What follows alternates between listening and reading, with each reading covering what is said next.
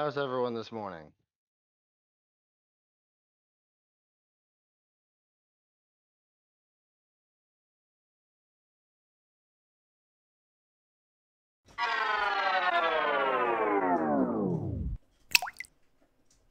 Hey everybody, this is Anne. Welcome to Reaper Pro Tips. It's Monday. I hope everybody is having a good start to their week so far, or not quite having a good start to their week so far. I guess there may be some people who are even earlier than us, you guys in Hawaii, but the rest of us are up mostly, or have been up for hours, or are ending their days. So, hey everybody, it's Monday. I hope your Monday's been great.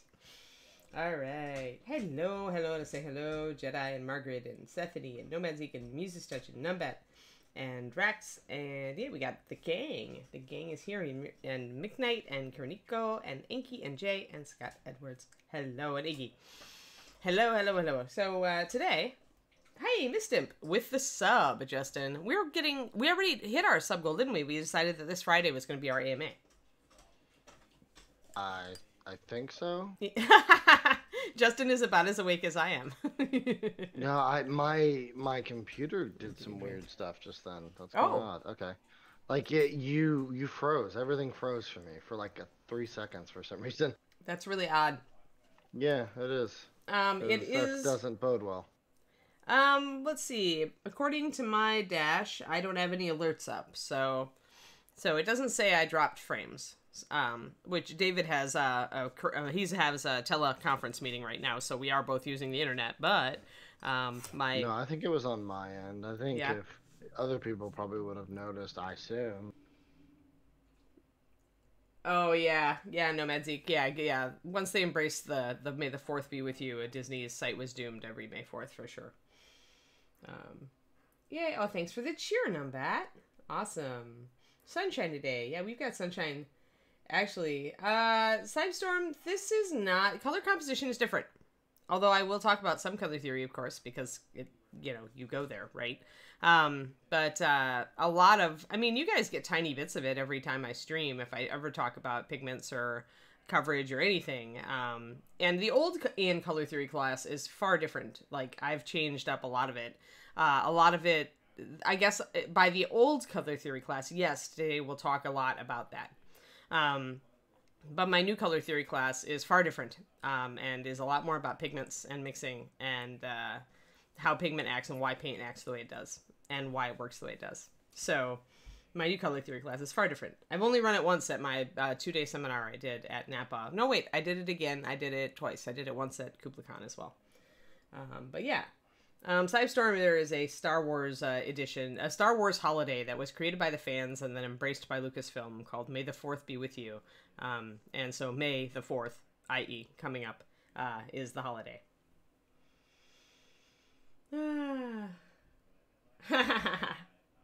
Miss Stimp, yeah. Oh, lucky you. Yeah, I used to work for Six Flags, so, and then, of course, for Reapers. I've worked for entertainment companies, and yeah. Hey, Melinda, how's it going? All right. I'm getting here.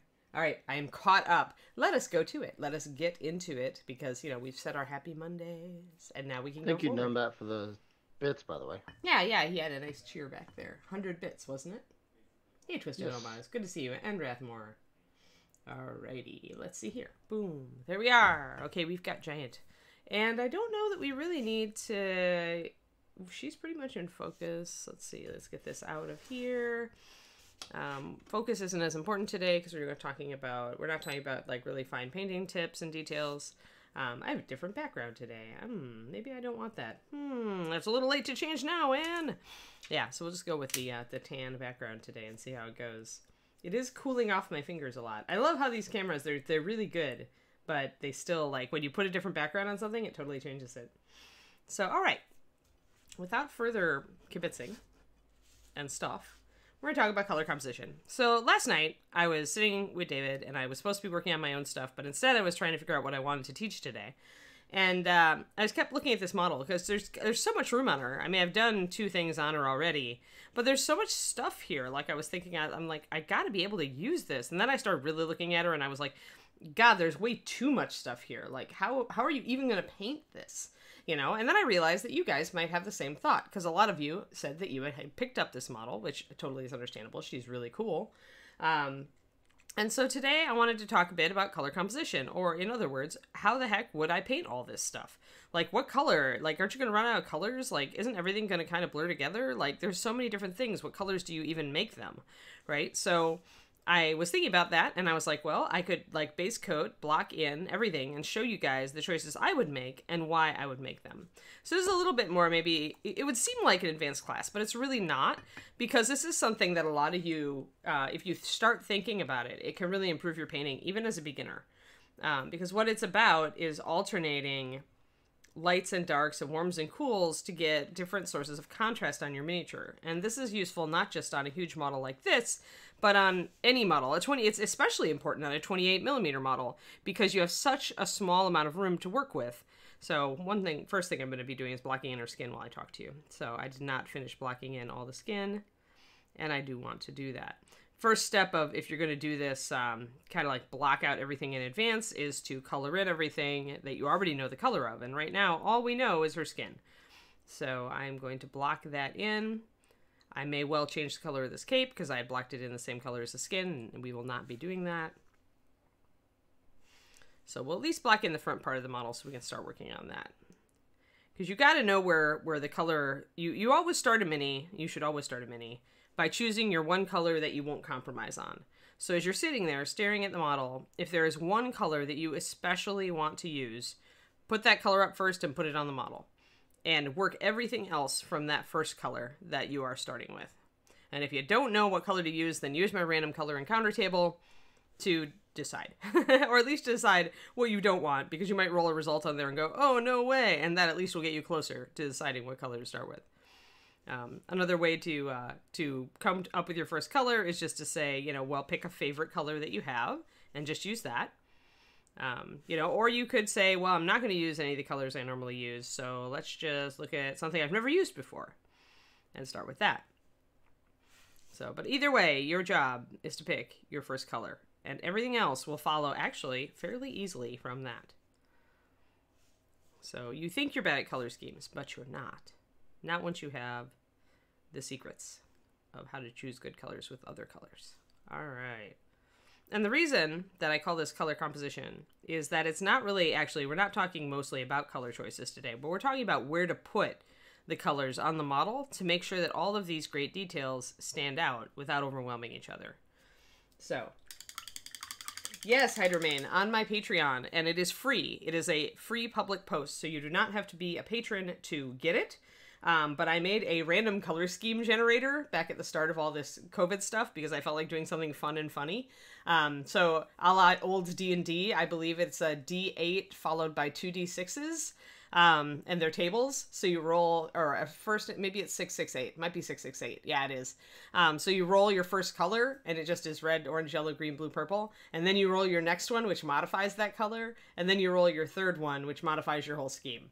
So it essentially gives you a whole color scheme, which could be really weird and out there compared to what you normally do. So if you go to my Patreon and you look at the public posts, you should be the random color scheme encounter table is there. And it's a PDF, you can download it. I think it also is inline text if you don't want to download anything. My Patreon is patreon.com/paintingbig, all one word in that latter part. Thank you, of course, everyone, to all of you. There are so many of you who became my patrons. You are really keeping me afloat. It is my main source of income now. So the Patreon is so important to me right now. And I'm already coming up with some cool stuff for this month. I think we're going to do a feature on Dark Elf skin is one of the first things I want to do this month.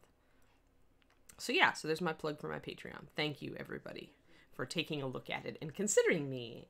I know a lot of people are tight on cash or time, so I really do appreciate every one of you who subs. Yay. All right, back to this. Let's see here. Got it. Random color. Yada. I'm seeing here. Seeing an error of the IP being blocked by the ACL. Oh, I see. You were talking about Disney. Yeah. Actually, the opposite of what I'm trying to teach here wouldn't be cluttered, Rathmore. But if you can think of a model where when you looked at it, like all the colors seem to run together, like they all kind of look the same, and so it's really hard to see what everything is on the mini. That would be the opposite of what I'm trying to do here. Like, you'll see more as we go into it, but no, I don't have any models that are like train wrecks like that, sadly, and neither does David. That's a problem with both of us being good miniature painters. And I don't think really there's nothing in the Reaper gallery that's like that. I guess what I see most often, to give you an example, is somebody will paint a 28mm model, and they'll like have like a darkish red and a darkish blue and a darkish brown, and then maybe they'll have some black, and then maybe they'll have a spot of gold or something. And nothing shows up because everything is kind of the same level, and as far as light and dark goes. Or they'll use all mid-tone colors, and they won't use anything really bright or really dark. And so what happens then is if they do use a spot of gold or silver, that's the thing you stare at when you see the model, and everything else just kind of blurs. So I don't do train wrecks, baby. But if you can imagine, Rathmore, if we painted all of this in light colors, how hard it might be to see all of these little details. Or if we painted it all in really dark colors, how it would be. Or even midtones. Like if I decided this is all leather and I painted it all similar shades of leather. Or even worse, if I painted it like slightly different shades of leather, but only slightly. And so everything was really just brownish orange and it all looked terrible. Because if you don't choose colors that are far enough apart, it just looks bad, because the closer colors are on the color wheel to each other, the worse they tend to look together. So for leather, that tends to run into muted oranges, because you get a brown usually by taking an orange and adding black to it. So as you can see from that, let's see if the back shows me. There we go. So most of your browns are going to be made by adding black to orange. So that means that if you're using a whole bunch of like red orange with black added and orange with black added and maybe some yellow orange with black added, it's all going to be really close on the color wheel, and those colors will fight unless you introduce contrast somehow. So a lot of mistakes I see people making is they choose several different leather colors, but they're all really close together, and then they look terrible together, and they're also, you can't tell them apart, so the model's details just blend together. Kodiak, I actually don't seal my models. I don't see the point. But that's because I don't usually game with my models. So if I'm doing a gaming figure and it's, if it's metal or usually if it's plastic, I still don't seal. Because it doesn't really rub off if it's plastic. But yeah, I haven't sealed a model in probably, oh God, a long time. Actually, I have to take that back. I do use brush-on sealer, because I find it's more flexible and holds the paint job better onto the model. I use that for models that I'm doing for commission. Because if you're going to ship a model, or it's going to, you're going to have to hand it off and pack it, you do want to protect it. So I usually will use our brush-on sealer. Polar bear leather. Well, polar bear leather is going to be like brown like everything else, because polar bear skin is, like, oh, actually, is it black? Do they have black skin? I don't remember. They might. But it's going to be, leather is going to be the color of the skin. Polar bear fur is white, but polar bear skin is not necessarily white. Especially because they have black noses and black eye rims, so I'm betting their pigmentation is pretty strong, but I don't remember. If you shave a polar bear, what color is it? If it's naked, then it's going to be leather like everything else. All right. So let me see here. I'm just looking to see if make sure I'm not missing any questions from you guys. Because, lots of questions. You're talky this morning. Everybody missed the interaction. There we go. Whole color separation contrast. Yeah, TechMid, really just lay out your colors, like kind of swatch them out is what I recommend. I mean, get a cheapo pad of watercolor paper, or do I have my little color book in here? Yeah, I do. James Gurney recommends these. He's the guy who did Dinotopia, and he has lots of awesome videos on color. It's a Stonehenge watercolor paper, and it's in here. Let me move it up. So it's a book. It's my little color book, and it's where I work out some stuff sometimes. So like, if I don't know what color a paint, like this is my gouache, so I wanted to see what colors they actually were and how they mixed. So I just played with them and kind of worked on them, swatched out the different colors. Here I was working with swatches to see how close like Dragon and Wilderness were. I use the little color book for a lot of stuff. Let's see if I've got my, hold on, there's more. Oh yeah, so I was looking with watercolor pencils, and you can use it for just, like, I was going through all my watercolor pencils and seeing what colors they would come out to after you added water, which is very different from before. So, and making notes, right? So, get something. The cheapest option is probably, if you're at Hobby Lobby or Michael's or something, they'll have like really inexpensive pads of watercolor paper. I use watercolor paper because you want something that's not going to buckle when you add a wet paint to it. And you can lay out your swatches there, and once they dry, look at them in different light and see if they're light and bright enough. Okay, so polar bears have dark black skin. So yes, they're going to be dark leather. Excellent, excellent. Let's see here. Good deal, good deal. All right. So, but I mean, the best thing to do is really to look at the paints in the bottle, and you're going to be able to see, like, if you like dark colors, great, but you do need to work with some other colors then that will push it either way. And remember mostly that colors change depending on what you put them next to. So if you like dark colors, TechMid, go ahead and use them, but then put some pure black on the model also, because putting the darkest possible color next to a dark color will make it appear lighter. So actually, maybe I could just do that for you guys. Let me grab a little color book and do an example. How about that? We can do that. There. We'll go to a fresh new page, and we'll put down Sticks Purple. Sticks Purple is a dark purple. It's going to look really dark when we put it on this page. It's going to look almost black. Let me get my nice big flat brush here to spread it out. You could just, and that's a nice thing about Stonehenge or about watercolor paper.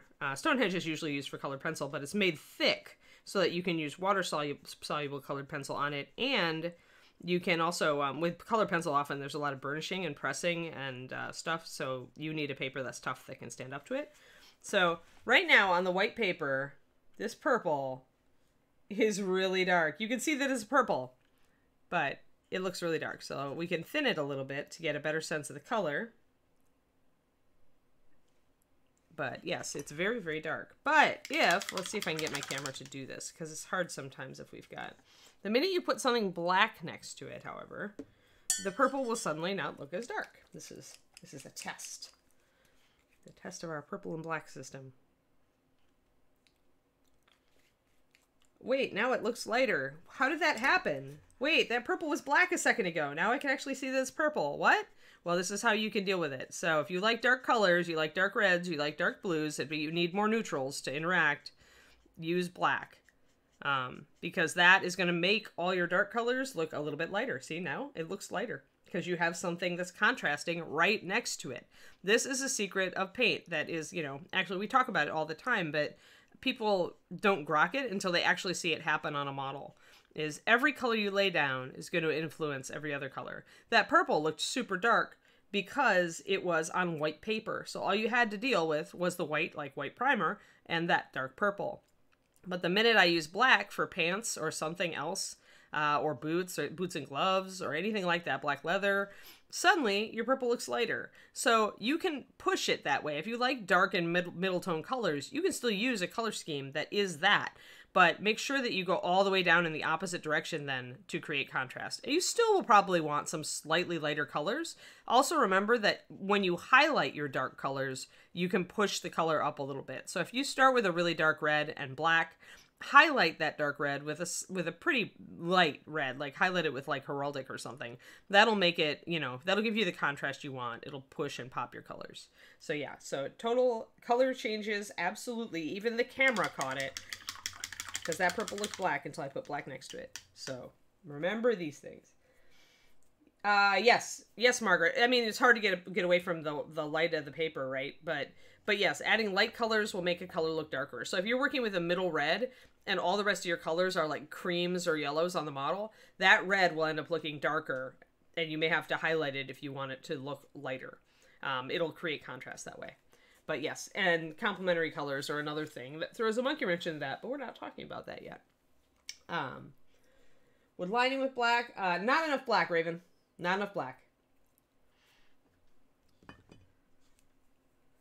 Because shadows are shadows, but, if you really want a color to interact, you want to put a decent amount of it on there. I mean, this is color choices, and yes, you can tweak your color choices by shading and highlighting, but you still got your base colors there. Everything's going to look like, you know, what the majority of the surface. So essentially, the rule is whatever 50% of the surface is the color that something is going to look. So lining does not take up 50% of the surface. It only is in the cracks. So it's not going to shift appreciably a color you put it next to.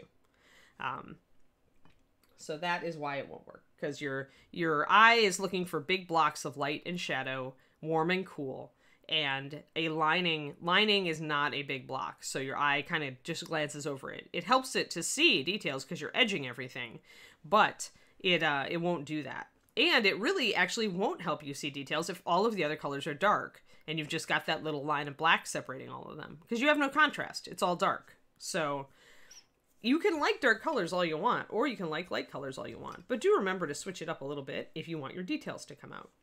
I mean, you can put lighter colors on something and still have it look sinister. You just need to like pick your lighter colors carefully, and maybe some really gross, like what I love to do for necromancers, and I just put this in a PDF on the Patreon about Pathfinder greens. There's a couple of Pathfinder greens that are really sickly looking, and they make great colors if you're painting something dark like a necromancer, and you're like, everything on this model is dark and I need something light. You could use one of those paler sickly greens. It would fit perfectly. So get your head around like maybe choosing different colors for something that you may not think about right away. And that will help you choose colors that contrast with each other. So, all right, skin mostly. Oh, I forgot her arm. Gotta block that in. Hi, Janky. Yeah, I know, Nomad, right? Well, this is weird. Like, I haven't tackled, this is usually something I tackle for my Patreon, but since I have this super crowded giant, I thought I would tackle it for you guys. I talk a lot more about color theory and, color composition and colors that go together and don't go together. I talk about that a lot more on the Patreon. But usually here, we're directly painting an example of something, so I just talk about it sideways. I talk about it here and there. So after we've got our skin blocked in and we know where our blues are, now I have to ask myself what I'm going to do with all of this. So usually you want to work outward. And the first question you want to ask is her hair going to be dark or light? Because with frost giants, it's probably going to be dark blue, black, or like silver white, right? It's going to be that kind of thing. Sometimes it can be yellow white, I think they say, like a polar bear's pelt. But that's probably the next question we want to answer. And we also want to answer this shirt here, this undershirt she's got on. These two things are really going to matter because I've done her skin tone is kind of a middle light. So I could go light or I could go dark for contrast, but the color of the hair is going to directly influence the color of this fur. If you've got your heart set on doing a particular type of fur on her, make that decision first, then work the hair off of it. So if you want a white winter wolf pelt here, you probably want to go black or dark for her hair.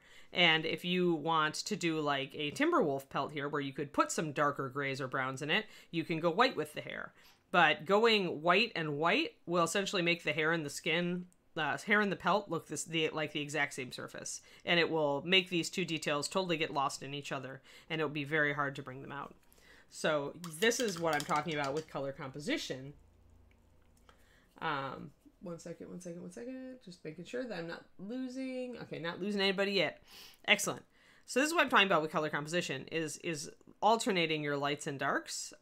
You could also do, if you went light with her hair or dark with her hair, you could do another middle tone color. You don't have to go super light. Like you could go with a medium gray wolf fur if you went really dark or really light with her hair, and just put some extra shadows maybe if her hair was light, just to make sure that this all stands out.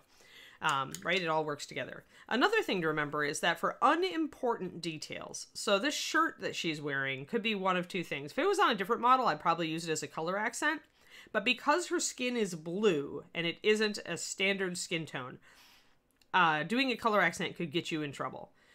Because I'm looking at all this leather. I'm going to have to like come up with colors for this little shield and this scabbard and this leather and these pants and this everything, these little shields up here, and oh my god, and the padded armor, I haven't even gotten there yet, right? So for me, the safest choice right at this moment, I also want to think about, I want her face to stand out. So, so the safest choice on that right here for me is going to be black. or a near black color. But I think I'm just going to go neutral, because neutrals are your best friends with this sort of thing. You want to use them if you're going to have a bunch of other colors you've got running together on the model. So for that in shirt, I am going to actually block it in black. And this also means that I'll be able to use dark colors and still see the color, right? Because I've got pure black on the model. I may even make the pants black too, or make the boots black to kind of underline that whole thing. Don't know about that though. The boots have some detail on them that makes it look like they may be done in different colors of leather that are edged with lacing. So I got to keep that in mind, and I may just go black with the pants because that's going to be the safest thing if I want to do some color on these boots. Yeah, the other thing to remember about color composition is don't put a really light or bright color anywhere that's not important. By not important, I mean, well, the undershirt. It's not really important. You could possibly go a little lighter or brighter with it only because it's near her face. So you can get away with a little more when you're up here. But if you're trying to put lighter or brighter color on her boots, like if I did the pants dark and then I did like say dark purple for this and I used some dark brown leather, if I went with a lighter leather for the boots, it would be totally distracting. The boots aren't important. They're just like where her feet are. And what you want to be looking at is all this visual interest up here. So you want to look at the face, you want to look at the weapon, you want to look where she's looking, right? You want to see the snack pack, you know, things like that. So you want to see things more up here, so your lighter and brighter colors usually should focus in the important parts of the model. This shirt, this undershirt, is more of a backdrop, so that's why I'm going to do it really dark. And another color I might use for this would be like blue liner. Since she's a frost giant and I want to keep things cold, I could start with blue liner, which is near black, and I could just bring that up by, you know, adding a little white to it to make it a blue-gray. It would make a different blue-gray. I'd have to be careful about her skin being right there, though, so we might hold off on that. The other reason to use a dark color for this undershirt, other than that it's not important and kind of that it's a frame and that it's up against the skin, is that she's got these necklaces here. And they look like they've got like little rune stones on them and probably beads that could be bones or could be metal. So what's going to make those light colors stand out is going to be a black or a dark backdrop. So once again, color composition. I know I've got these things here. They're probably going to be at least partially light. That means if I want them to stand out, I need to go with a darker color. So I will do that. I will actually paint around them. Sometimes you just want to paint over them and then kind of remember to do them. But it is easy to forget little details like this when you've got such a complex model. So in this case, I'll take the couple extra seconds to just paint around them carefully, more or less carefully. If I run over the top, it's not going to be a big deal because I'm just painting around them to remind myself they exist. So if I accidentally paint over one or two of these beads, it's not a big catastrophe. I'll still see the rest of them and remember that I need to paint them. So let's frame these little beads. And then you'll notice they're going to stand out a lot more and not get lost like they did before. So go right up against where that ends. She's got a torque on too. I'm going to have to remember that. She has pretty much all the stuff. There is a paladin who is the paladin with too much stuff sculpt that Reaper has done. I don't remember his name, but he is definitely full of stuff. Or she. I don't remember. I think it was a she, actually. Paladin with too much stuff. This is the frost giant with too much stuff, for sure. Alright, and I'm going to take the advantage to do what I did with the hair up around her face, and I'm going to shade back here.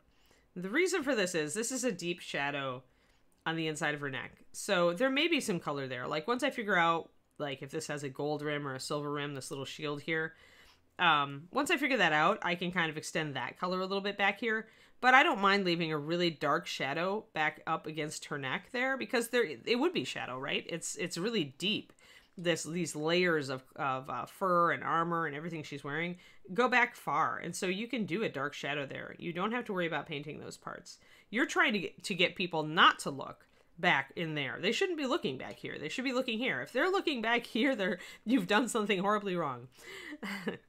So, all right. So that actually, you can see, actually makes her face stand out more, right? Already it does, because everything around her right now is light except for that dark shadow around her face. But now she's got this shirt, so now you can see how it directs your attention to go up, because the eye doesn't like dark colors. It wants to skip right over them. And so when you come up with that versus that, the eye's going to go right up, which is exactly what you want. You want people to look at her face. So I'm going to actually paint underneath here a bit. The dagger here has got a gap underneath it. I'm just going to paint it. Paint it whenever you've got a recessed gap like this, like underneath this dagger, you can see there's a lot of space there. Just get a bunch of dark paint on your brush, and I mean a bunch, a glob, and just push it up there and try to block in everything behind that dagger and the back side of that dagger with dark color, because you're not going to be able to paint it, so you just need it to be in shadow. And you don't need to be precise about it being in shadow. Nobody's going to like look up behind there and knock you for your lack of precision on the shadow behind the dagger. So, in fact, they're probably going to say, oh my god, why was this pre-constructed? Why wasn't it a separate piece? And the answer is bones. We want things to be pre-constructed as much as possible, but sometimes that makes them a pain in the butt. And you can see another gap right here behind the top of the dagger. Again, grab your dark color, either your black or your walnut. Yeah, I use walnut a lot for that. But I have black out, so I'm using it. And there you go. So that's, and right away, actually, if you look, that makes the dagger stand out a little bit more too, because now you've got a little shadow under here, you know, and you've got the edge of it is defined up here. So if I go with a gold or a silver for some of this metal ornamentation, it's going to stand out really well against that black. So again, color composition, what is going to make everything stand out? And it's okay to paint slowly and in pieces and to think about it. Right? Because you can, on a model like this, you have to progress slowly. If you jump in with a bunch of different choices and don't look at how they play off of each other, you could get yourself in a color corner really, really quick. So, no, it's a shadow line or a wash, 9 cents. I always start pale, usually. Like, obviously, this is bones material, so I'm just painting straight onto the bones material. And it's, I think she's bones black. But, I like to work on a light undercoat. These days, I do work... Oh, do you guys want to see a treat? I can show you a treat. We might work on it later this week. Hold on. Hey, Ann, do you know what this May the 4th Disney Plus promotional thing is? Oh, it's May the 4th be with you. Right, but I've seen a lot of people in chat talking about it. I'm trying to figure out. I don't know. I assume they're offering special stuff. Yeah, that's what they were saying, is that the website was being nuked because they put up the promotional stuff and everybody's trying to order it. Here. I'm going to get a special thing. Let me see. So you guys remember the Frost Giant Queen, right? That I was working on? That I worked on the stream last week? So I got more work done on her over the weekend. So now we have this. Let's see. We need to go up even higher. Even higher. Here we go. Turning it. There we are. Their archway. Their thing. Their stuff. So in this case, I did prime black, and I used the Zenith priming thing. I'm probably, I don't know. I'm going to probably hit it with, my gray was flecking, so I may hit it again. But what I'm going to do is turn all these speckles into underpainting. It's just a general guide. But I do start black if I'm going to do this. And mostly it's because I wanted her to be really brooding. So on occasion, I do do the black. But not very often, 9 cents. Although these days I find myself doing it more and more because the underpainting is kind of fun. But yeah, it varies. I used to always use light gray or white. And a lot of the time I still do that. Depending on it really depends on the mood. Oh no, sticky tack fell! So yeah, we'll put her back on there, but now you guys can see how she's developing. We may work on her on stream a little more. I'm going to use her for a couple Patreon things down the road, because she's going to be high end. I want to paint her to a very high end, and that's why I'm spending so much time doing her base. Thank you for the gifted sub, Embers of Anger. Ooh. Also, thank you guys for telling me about this limited edition droid, because I'm definitely going to sit in queue for a while to get this. Yeah, I kept seeing people talking. I was like, I want this, whatever it is. Where is this? Are you a Star Wars fanatic, Justin? Yeah, I actually have a tattoo on my right shoulder. Oh dear. Yeah, probably shoot right, Zuo. You've probably got the right one. Yeah, Paladin with too much stuff. So yeah. All right. So yes, now I've showed you how the Frost Giant Queen is coming. But yes, normally on bones especially, I'm just painting right over the bones. I don't really use underpainting on bones. I just go for it. And lately, I don't know. My problem with black primer is that I can't see the details as well with it. So I often don't use it. And I also like to be able to get my light and bright colors without a lot of effort. And putting light colors over black is usually more effort than putting dark colors over white. So that's why I've always preferred to use more of a white or light gray primer. Only the Zenith stuff is making me reconsider that. And even then, sometimes it feels like more trouble than it's worth to hide all the speckles after I've got my basis. It's not like I really need it to tell me where to put my highlights. It is a nice reminder of where to put darker shadows, though. So that's why I'm using it sometimes. We can all wait in the queue together. Yes, exactly. Hey, Corsair, good to see you. Beef in the Hole, nice to see you. Which lady are we talking about? This lady or the other lady? The other lady is the Frost Giant Queen, and this is the Frost Giant Ranger. So we're Frost Gianting today. We're talking about color composition. But I got derailed by questions about black primer, because that is what happens on stream. You get derailed. So let's see here. Oh, also, no. I believe they put Rise of Skywalker, I think, on Disney Plus today. Oh, wow. All sorts of crazy. I believe that makes all 9 movies on there at this point. Let's see here. I'm going to go back and tackle some things because I want some more drama. All right, so now that we've got this black, we could go either really light with this or we could go medium with this. And this is where we kind of stop and we think a little bit. We're like, well, we may be going light with the hair or lighter with the fur. So, and this is probably going to be at least a bit metallic. So it's going to be really bright and shiny. So to me, that says I should deal with like kind of a medium brown for the vest because it's leather. It looks like it might be stitched or it's got like long studs on it. I looked at it yesterday a lot. I couldn't tell what it was supposed to be, if it was supposed to be stitching or supposed to be studs. So I don't know what we'll go with. We'll go with one or the other. So I would probably, for a medium leather, let's see here. Hello, Daffodweir. So what I usually like to do for a medium to lighter leather is chestnut gold or polished leather or oiled leather. Oiled leather is 9110. Oiled leather is very orangey. More orangey than these. These are more golden. So, you know, choose what you would like. The orangey colors are going to make a statement one way, and the golden colors make a statement the other. You could also make these a little more orangey just by choice, by mixing in some of a reddish brown eventually. But any of our dark leather colors will go fine with these leather colors for shadows or next to them. That's another reason that I kind of would go with a medium lightish leather to start out with, is that gives me the freedom to go with a darker leather for other areas and still have enough contrast. I could even go darker and do 3 sets of leather, do 3 different colors of leather on this model if I went with something like this. Chestnut gold, or, I mean, polished leather is very close to it, ruddy leather, and then using blackened brown for a very dark brown leather. So, or I should say polar bear leather. And I could use each of these because they are all different enough from each other. You can see that they are clearly different colors. And obviously I would highlight this differently than I would highlight this or highlight that. So you could probably fit 3 different colors of leather onto a model with a lot of leather if you make one lighter, one medium, and one dark. So that is one way of color compositioning your way out of a hole with a model with a lot of color.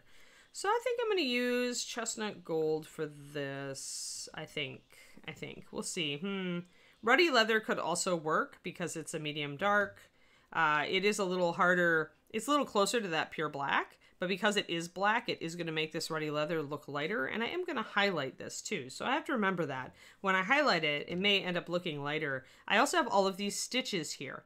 Or studs, and if they're studs, then they're probably going to be silver. So this whole area is going to look lighter then. And if I start with a dark color, those studs are going to like come out more. They're going to stick out more. And if I start with like a medium light color, they're not going to stick out as much. So these are all things that you can kind of think about when you're thinking about what color to make this.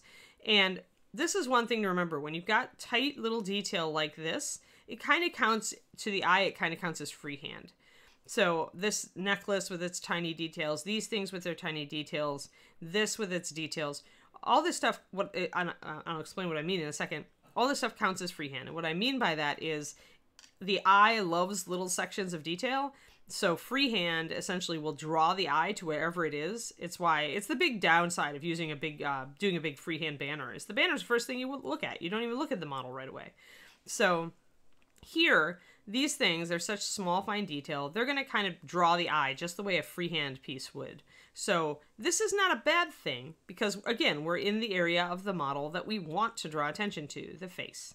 So that's not too bad. But down here, we're going to have to be a little bit more careful, maybe downplay some of these details so they're not as distracting as the stuff up here. So if we want more distracting on this shirt, we will put higher contrast. So we would start with a darker leather and use like really bright studs or laces against that darker leather. If we wanted to go a little less distracting, we'd start with a lighter leather because it wouldn't show off our metal studs quite as much. Also, fair alert, Justin. Kiri, my dog, did not do her second doo-doo today. So if I have a dog emergency, I may have to run. So everybody just be aware we may go to dog emergency cam. And unlike in my other place, dog emergency was very easy to deal with because the back door was right there. But here, I have to actually take her downstairs from the apartment. So it is quite a long out if I have to take her. So let's hope that she continues to sleep. But I'm looking at her and I kind of think it might be close to dog emergency time. So Justin, what do you want to do if that comes up? Because I could try to see. It might be a false alarm. But I kind of think she has to go. So it's been about 45 minutes. I haven't even gotten halfway through my my content. But do you want to just keep online and just put a pause up? Or do you want and come back?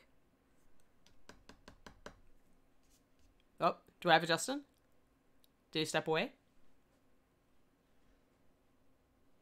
Gotta take care of the pupper. I know. I probably will try to like rush her out and see if I can get back in like under 10 minutes.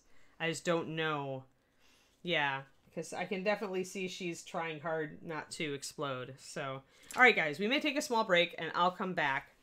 Yeah, Justin is doing it. Well, you guys tell him then, okay, what happened. Tell him that my dog is going to explode, so I'm going to preempt it and take her out. Yeah, probably. Yes, he's sitting there on Disney, right? He's not even listening. All right, I am going to put the dog emergency screen up, and you guys tell everybody that we'll be right back, okay? I'm going to try to do this. I'm back. Sorry. Dog emergency. No my problem. dog is looking, and it may be like 10 minutes, Justin. So keep people entertained, won't you? I will try my best. Okay.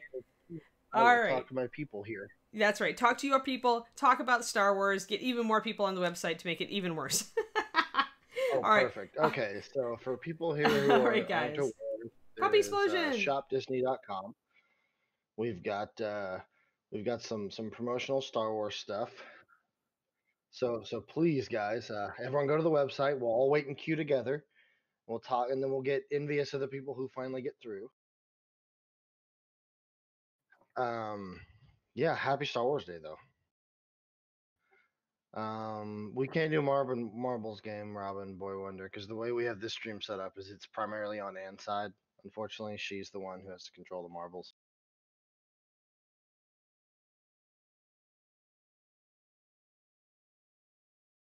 I agree, Pendrake. We do need a Kiri slideshow. That would be optimal, I think.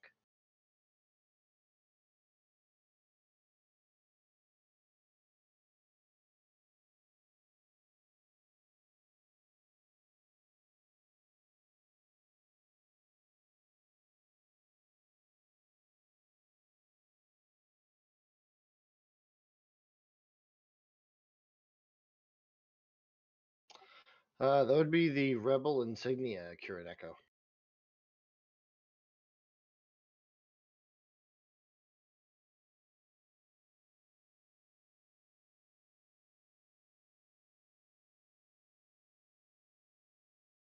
Disney is doing some promotional stuff Threads of Fate for May 4th. So I believe it's the shopdisney.com.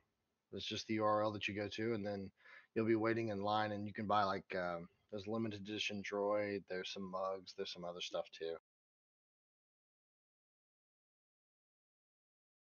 I imagine they'll be selling a nice big collective, if they don't already, of the Star Wars movies on Blu-ray, like a big, overproduced collector's item type thing.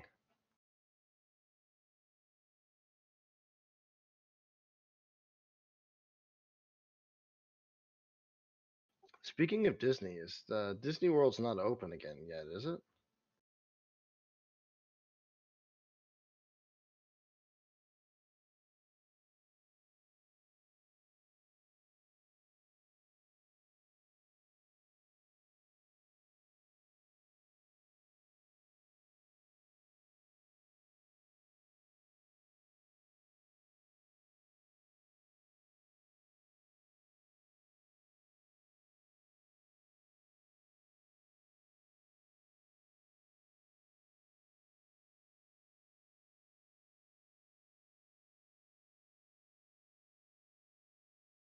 And that, I mean, I get why they have to close it. But does that suck? That's especially to not be open on May the 4th. Imagine if it was open though, how busy it would be. Disney World would be just absolutely slammed. Particularly the what is it, the Hollywood side of it? I can't remember, the Hollywood Studios, I think.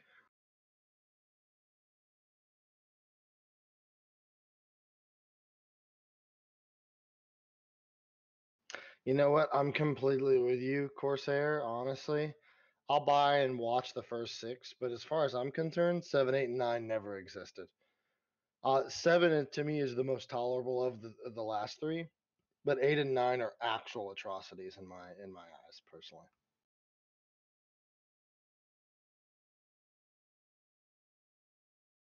That, you know what, I agree, Embers. If they opened up with like super limited numbers, it would be, you'd have plenty of space to maneuver, and it would be really nice. Yeah, Mac Balance. That's the one I was thinking of, was Hollywood Studios for Disney World in Florida.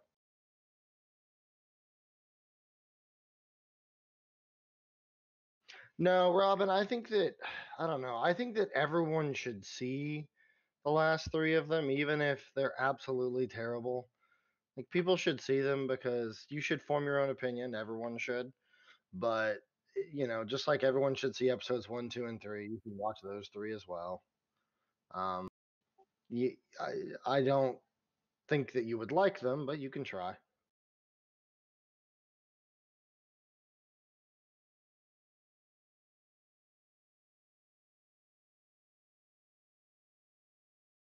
You know what? I agree, Threads. They certainly didn't add to the franchise. But there were people saying that back in 2006 about the three that Lucas released. And I mean, I personally love those. Granted, I saw Phantom Menace when I was 6 years old, I think, when it came out, and I loved it. So that was like my young Star Wars kid movie.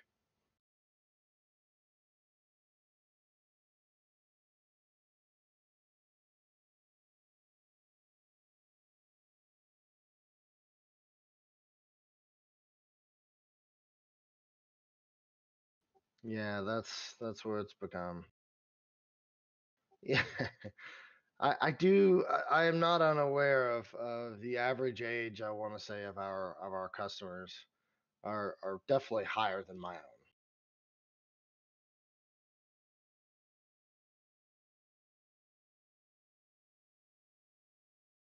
Yeah, four through six are just, they really hold up. I mean, I loved them as a kid, but and like I said, I loved episodes one through three, but four through six, if you watch them in order, even though you dip down in the production value and stuff, there's just a certain amount of wonderment, I think, to them, because you can tell that it was something that was done way outside of its time when it was done, and it just has a special feel to it.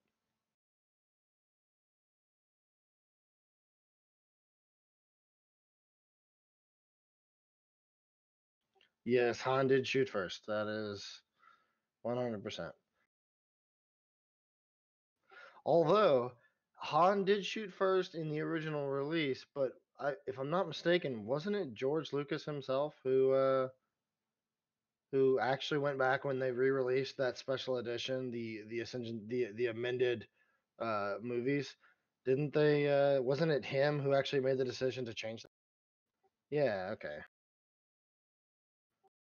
That'd be like, I don't know. That'd be like J.K. Rowling going back and deciding that, I don't know, maybe Harry Potter didn't lose his parents. I mean, it would be wacky. We wouldn't like it, but at the end of the day, I mean, if she decided it, I mean, should we kind of accept it? A little bit, maybe. Even though I do agree that Han did shoot first. So, all that being said, just to play devil's advocate, I agree that Han did shoot first.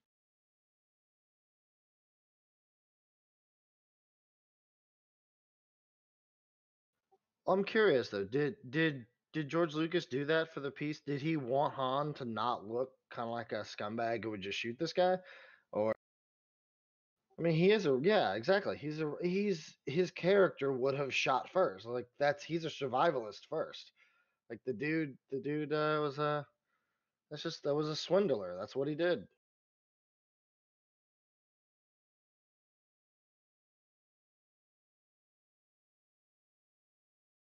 Han wouldn't do it. Wow. Hmm.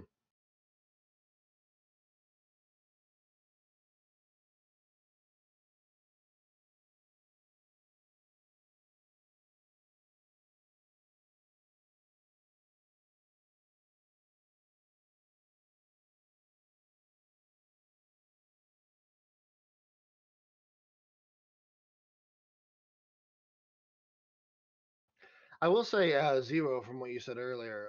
Nine. If I had just watched the last three, I think that nine was more action packed and interesting than seven was. And it was far better than eight. Eight to me was the absolute worst. I will never watch that movie again.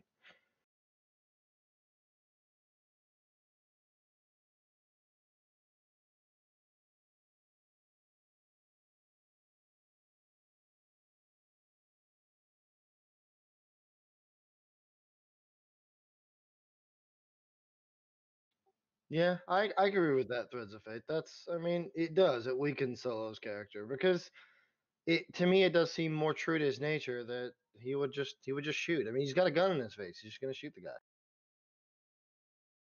We're back. Hi, everybody. Completely agree to McBalance. When you create him as this almost anti-hero, it makes him more interesting. All right, I'm glad. So we successfully evacuated the Kiri, I think. Good. Certainly She there feeling was. better. Hope. She seems to be feeling better. I'm just like keeping an eye on her, but we walked around a little bit and we evacuated parts. So we're hoping that all is well and that the dog emergency is over. Hey, Kier, come on. I'm just trying to get her to settle down. 1 second. 1 second. Gotta get the dog. Hey, dog, settle down, please.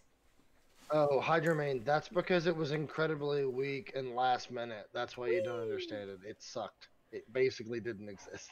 What the? Hot take. Sorry. Complete opinion, Hydromain. Just complete opinion. They were we spent a good amount of time hating on episodes 7, 8, and 9, but then we started talking about how Han should have always shot first because it made his character more interesting. So you got some good Star Wars talk in while I was gone. Good. I think so, yeah. Excellent. Excellent. I'm very glad. I'm very glad. Now we talk about giants again. Hopefully my dog will settle down. She's making me nervous. Don't make me nervous. Settle down, Kiri. Settle down. No, you're gonna settle down. It's stream time. Come on. Now her routine is totally shattered. Huh? Thank you, Epic Duck Studios, for the rate of Oh, 17. thank you. Hi, Epic Duck. I'm glad that you came in when I actually got back from taking my dog out, as there was a bit of a dog emergency. I'm very glad that you didn't raid before when it was just a "we'll be back" screen. Yeah, it was good timing. Yeah, yes, that was very good timing. Settle down, please, Kiri. Sorry, the dog is still restless because I've totally made her routine disrupted by doing this. But yes, if you guys could settle, Raiders, settle on in. We're going to talk about some color composition. Yeah, we talked about a lot. Like there was so much talk about color that chat was almost silent because they were like, going. They were either saying, "Oh my gosh, she's crazy," or they were like trying to understand it. So, I hope it was the latter. I hope it was. So we're using some chestnut gold here. Also, we haven't said this in a hot minute, and I should say it more. Mm-hmm. But remember, guys, if you're watching us and you do enjoy the content, you do not have to subscribe. We appreciate if you do, like greatly appreciate. And like Ann always says, I love it. A sub for the show is a vote for the show. Yes. Right? Yeah. But with all that being said, you don't have to do any of that. Just watch us and hit us with a follow if you would. That's completely free. A follow is in the top right next to the sub button. Yeah, get your bone, Kier. You're good. Sorry, my dog is still being silly. So what I did here is I actually started with a bit of polished leather, which is a bones color, which is 9430. And it is a little bit more transparent, so I added just a touch of white to make it just a little lighter and also to give it a little coverage. You can always increase coverage of your colors by adding a little white. It always works because white is the highest coverage color, and just adding a little bit isn't really going to shift your color that much. When you add a lot, you are going to see a shift. I've got a clog in my white. Oh, noes. This is terrible. How can I make these silly dropper bottles? There. But yeah, so Lucidio 666. Oh, thanks. Oh, Corsair. That is a what dad joke that is appropriate today if I ever read one. Read that, Ann. Oh, I did. I did. It's terrible. Jeez. Oh, but it's so I go good. away. And then this is what happens. Kiri, just, try not to have dog emergencies from here on out. All right, so I'm going to actually add a little bit more white and see if I can take this back up. See, that's going to shift the color quite a bit. It's going to give me a lighter leather. I don't really mind that because I might want to do a wash over it because there's all this little stitched or studded detail, and a wash would probably help to outline all of that. So this would be an instance where I would use a wash, and I don't often use them, but here it might help all this stuff stand out a little better. So I may stick with this lighter color. I can always wash with my original polished leather. I could even wash with a reddish color like ruddy leather. So let's try it and see if I like it. The problem that I do foresee with this color that I've mixed is that it is really light. And so if I'm doing light stuff up here too, all that stuff's going to start to run together. So I kind of have to watch that. I may want to actually mix it in a little bit. Now that I see the color on the model, I see how light it looks next to that black. I may want to mix in just a little bit more polished leather. This is both the strength and the weakness of polished leather, is that it is so vibrant and it's a little bit transparent, so it makes great glazes, but it also won't necessarily cover perfectly the first coat. Sometimes you have to do two, or you have to mix in a little bit of white. Okay, that darkened it down a bit. That's not bad. But yeah, that's the nice thing. We appreciate every minute of it, Lucidio. Thank you. Almost a year, yeah. PokeTool. Yeah, PokeTool is everybody, well, this is not an evening stream. Otherwise, it could be, take a shot every time the painter uses the PokeTool. But, hey, it doesn't have to be an evening stream. If you would like to start drinking this early, I'm not going to stop.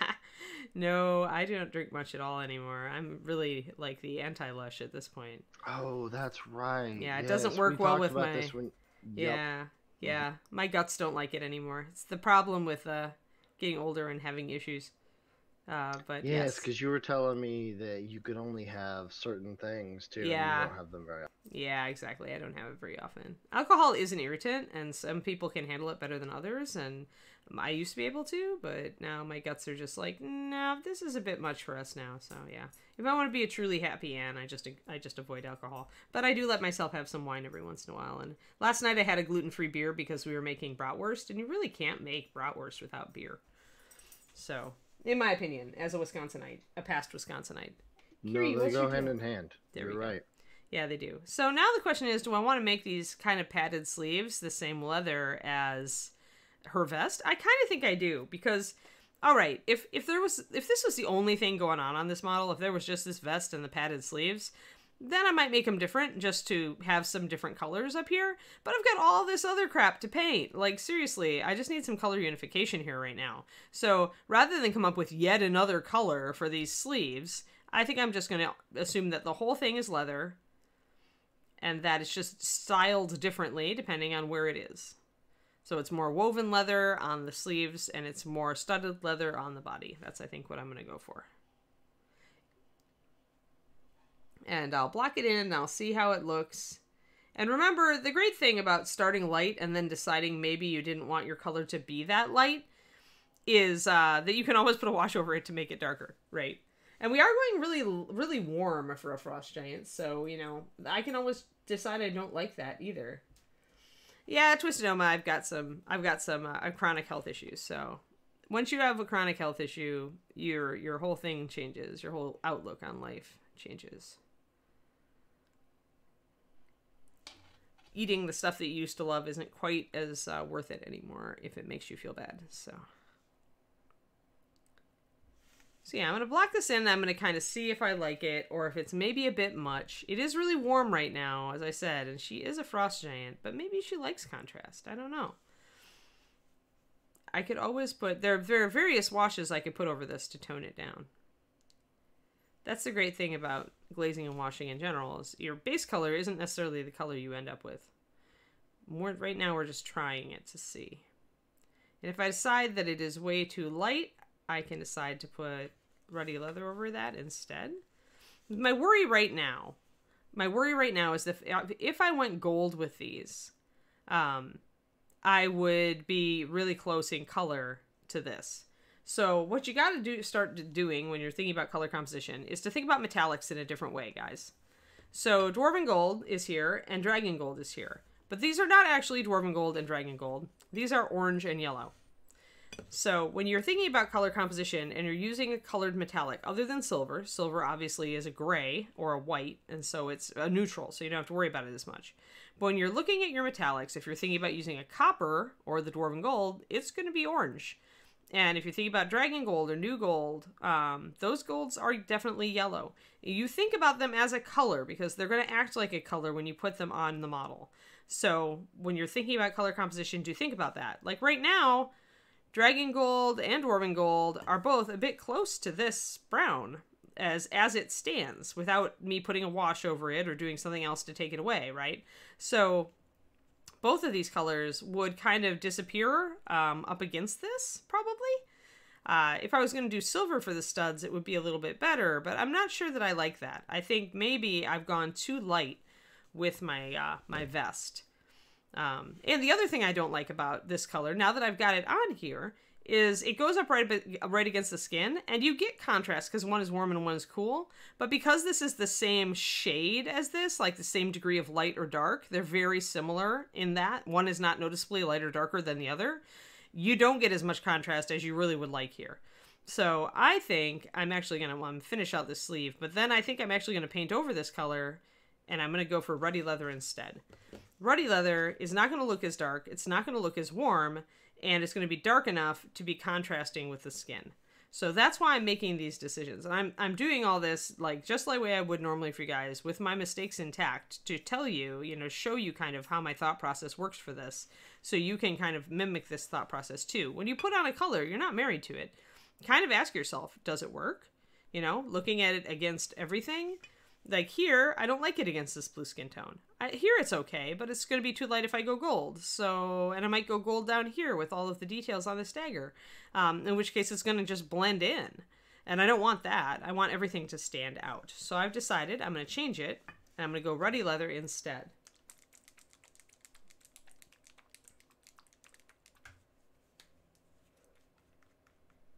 All right.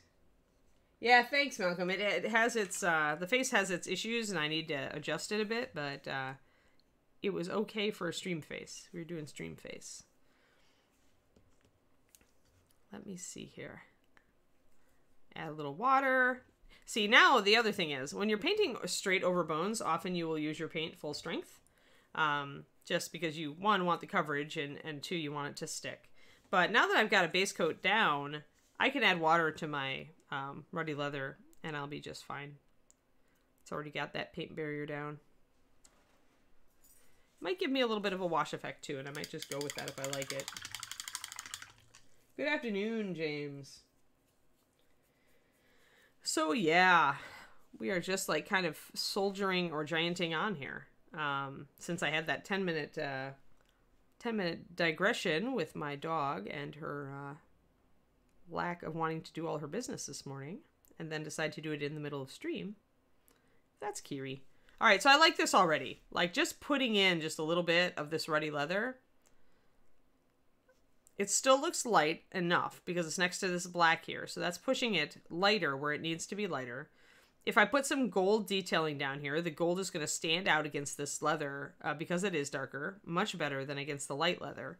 And when I get over to the sleeve, I'm pretty sure that I'm going to get more contrast because now I've got a darker leather up against that blue.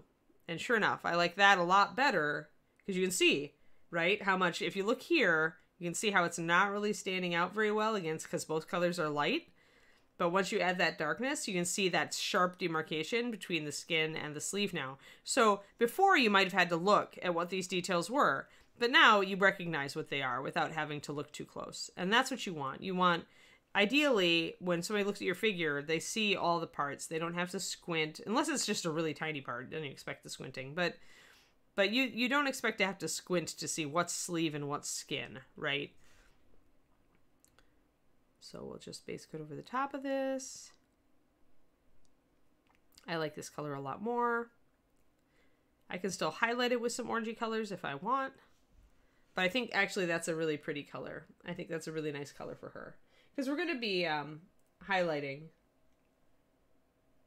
I've been waiting 11 minutes to type this, Mello.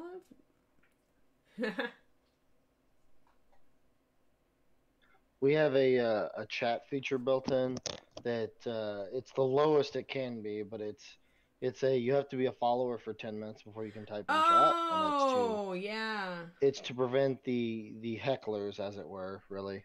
That if you're really committed to trolling and you want to follow and wait to do it, then, you know, and I guess you could wait 10 minutes to type something and get banned, which means you wasted a whole lot of your time. But yes, yeah. Yeah. Yeah, Corsair, you asked which of our silvers are the brightest, I think. Was it the brightest or the lightest? Let's take a look. But hello, Malev. Thank you for joining us. Yeah, thanks for joining us. Welcome to the community. Can give the most shiny results. Okay, so Corsair asked which of our silvers are the most shiny. The answer is the Bones silver, or are going to be the most shiny, because those are using a new flake technology that is just noticeably shinier than our old silvers. A lot of people really like the original Reaper metallics. They photo pretty well, but they are not the shiniest metallics out there. So when we went to do the Bones line, I wanted to use some of the new technology that was available to us. For those who don't know, I actually was Reaper's paint line designer until I moved to California last month to be with my guy. And I'm really happy here. I'm no longer doing the line design. Right now, Sadie took over for me. But I did design all of Reaper's paint lines up to this point. So I created MSP, MSP Core, HD, and Bones. I created the Pathfinder line. I created the old Heavy Gear line when that was out. I did all that stuff. So when I talk about paint formulations and color formulations, that would be me referring to that stuff. But yeah, so when we were creating Bones, we wanted to use some new tech. So essentially filigree silver and, is it blade steel for the Bones line? I'm starting to lose my memory. I'm not mixing them every day. Oh no. Next, I won't be able to remember their item numbers, but I do remember their item numbers. So 94, 52, 53, and 54. 54 is polished mithril or something mithril. And mithril is really an off-white metallic, like it's a really pale silver metallic. So I do that for a reason, because those colors can be very good to highlight other colors. That's why pearl white exists as a metallic in core. So I wanted to give you something like that with the very shiny flake, and so that's where mithril came in. I don't mind if people troll me. I can ignore them with the best of them. That's what being older gives you, is right. Yeah, you've learned how to ignore the trolls. Hey, Rings, you managed to get here. Thank you. Though, is I don't want you to have to ignore trolls. I'll just I'll see them out. Oh, okay. We have enough good people in the community. I just want to keep good people here. Yeah. And to specify, even if you don't like what we're doing, or you don't like the technique or any of that kind of stuff, you're still welcome here. It's just the people who come in with the intent to be malicious and mean and that sort of stuff. Yeah. Well, Mela, thank you. I'm glad you like her. We're pretty much talking about color choices and how I make them today. So now we're getting to the interesting parts where I'm just like, all right, so I've got that. Now I really need to make a decision about this fur. What I've done to myself here is taking the fur dark is not really an option at this point. And the reason is that I've gone with this darker leather. So this means the fur is probably going to be lighter. At least it's going to be lighter on this bottom edge. And this is the great thing about doing something like a wolf pelt, right? Is that wolves have that fade from grayish brown down to white.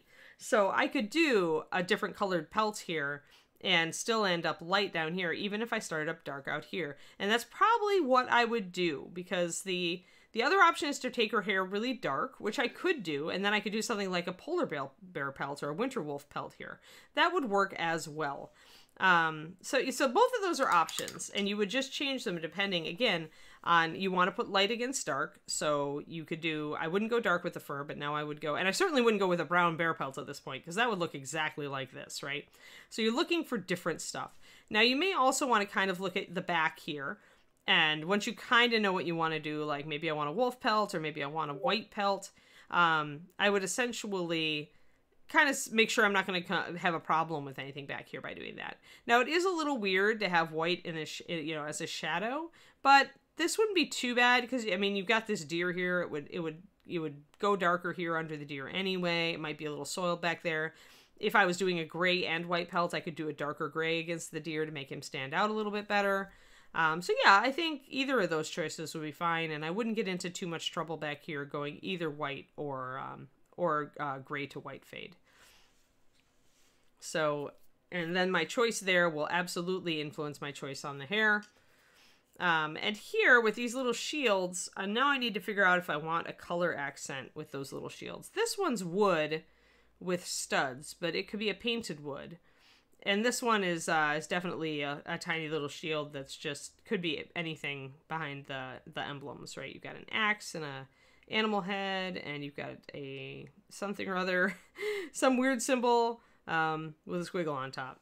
So you've got some nice tiny details here that you could do it. And here, if you wanted an accent color, this would be where to put it. Now, with accent colors, we have to kind of look at her, right? So right now, the only colors we have on the model, technically we've got a complementary color scheme right now. Not counting the lips and the blush. We have a blue skin, and we've got a brown leather, and brown counts as an orange. So we've got blue and brown. Right now we are a complementary color scheme, whether you realized it or not. Blue and orange being complementary, just like yellow and purple, and red and green. So even though it doesn't look like a complementary color scheme, currently it is. We can continue to play to that, or we could, throw a curveball by choosing a third color to go on here. And when you've got a complementary scheme going, it really doesn't matter what your third color is. But we also have to remember our metallics, right? So if I decide to use gold on some of this, like if I want to use gold on these shields, then I'm throwing in yellow. So I'm going to have that on the model as well. So then we're going to get a little crowded as far as our colors go. So kind of have to take that into effect.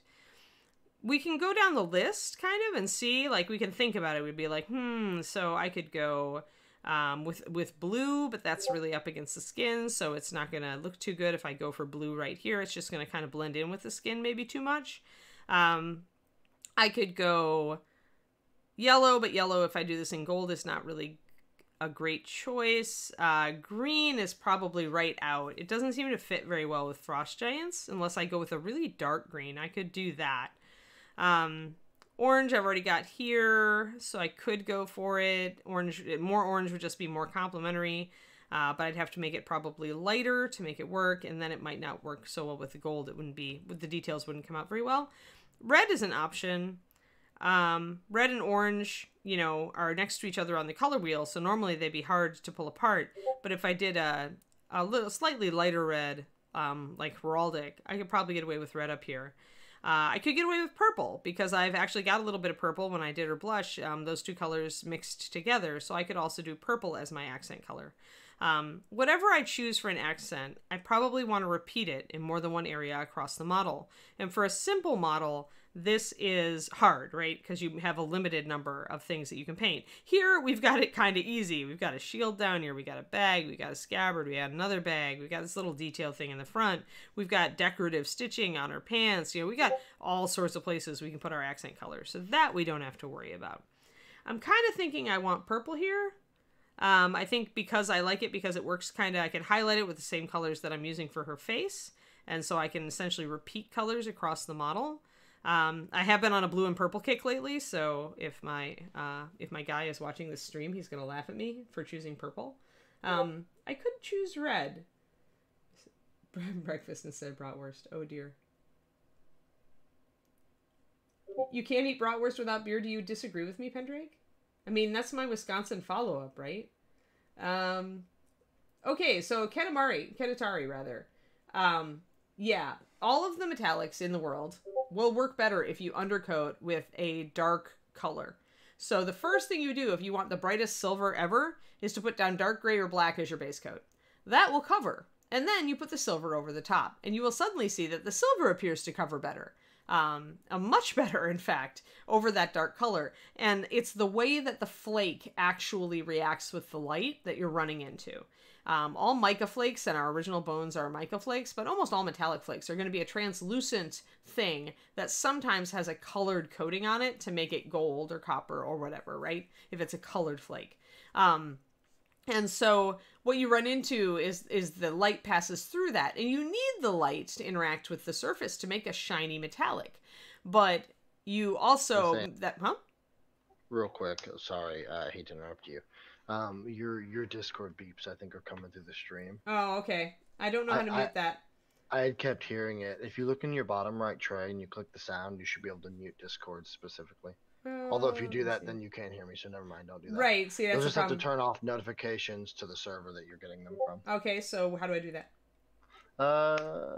It should be the one with a bunch, unless you're getting direct messages, No, it's probably coming from a specific server. Right-click that server, and you should be able to change the notification settings. Alrighty. Notification settings. And then just kind of turn them all off temporarily. Nothing. There we go. So there's that one. I think it's probably the Reaper one, because the Reaper one is probably the more populated. Yep. Oh, Reaper, you guys are causing it. Yep, totally. It's funny because the our audience is like, where are those beeps coming from? And they're the ones in the Discord. Yep. Yeah, it was definitely Reaper. Having jolly old conversation about stuff. That's right, guys. Yeah, I know. No, it's all me. I forgot to do those because usually it's not a problem, but apparently everybody's talking about Star Wars on the Reaper server or something, right? So yeah, there you go. So blame yourselves, darn it. So anyway, back to silver. That's how you deal with metallics in general. Under gold or copper, I will always put down like a dark brown or a dark reddish brown or a dark green. If it's copper, sometimes I want a dark green. Under silver, you could use a dark blue. Wait a minute, I still am getting bleebies. What the heck is it? How many? I only have 3, but I was assuming it was not the Patreon server because I never go there. Let me see. Let me go in and tackle that. That's the only one it could be now. Discord actually has a we'll fix this as soon as the stream's over. But Discord actually has a streamer setting where it mutes all those noises. Really? Yep. It's usually it actually detects that you have OBS launched and it just turns it on. So you may have to find it in the settings and turn it on. But Discord is very good about streaming. All right. Well, I have now muted everything on my tray. So the only other thing it could be David's computer. Up. David. Yeah, I'm not sure. I can't tell, like, if it's his or mine, because his is right across from me. So, I may have to summon the boyfriend. Man, this has just been a stream. He's got this look on his face. You know what? Just came in. I don't know, is it mine or yours? It does sound kind of like it's far away, so it could actually be his computer. Like, it sounds like everything. It's not coming from yours. But yes, just you're fine. Resume it. We'll deal with it. We'll ignore it. We'll ignore it for now. Also, friendly. Yeah, it's fine. Friendly I'm reminder. Not hearing it. So I'm not hearing it at all. all. 20 minutes. David just turned his speaker off, and I'm not hearing it. We might be okay, guys. Welcome to Monday. Yeah, right. Image of betrayal. Exactly right.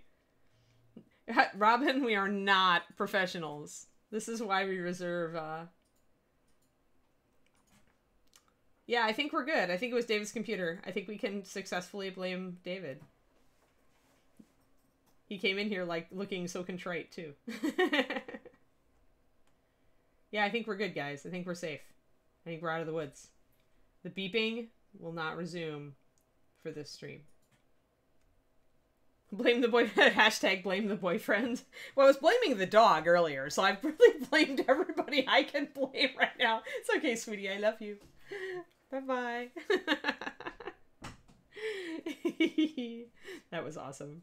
No, not too soon. Never too soon, Robin. We have been dating for over a year, you know. So, you know, I may have just moved in with him, but it's he can blame me for things too. So it's not a double standard in this household. Totally. Sometimes it really is my fault.